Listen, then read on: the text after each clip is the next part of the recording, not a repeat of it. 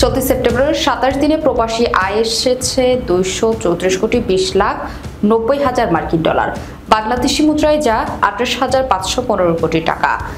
রবিবার এ তথ্য জানিয়েছে বাংলাদেশ ব্যাংক।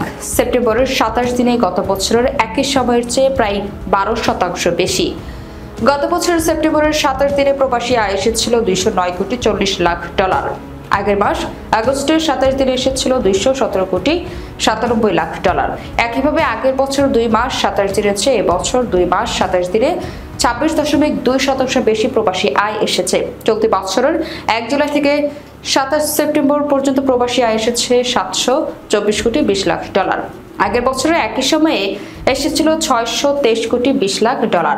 চলতি বছরের প্রবাসী আয়ের অব্যাহত ইতিবাচক ধারা অব্যাহত রয়েছে। তথ্য পর্যালোচনা করলে দেখা যায়, সেপ্টেম্বরের 27 দিনে রাষ্ট্রায়ত্ত বাণিজ্যিক ব্যাংকগুলোর মাধ্যমে প্রবাসী আয় এসেছে 38,63,20,000 ডলার। বিশেষায়িত কৃষি ব্যাংকের মাধ্যমে এসেছে 21,43,50,000 ডলার।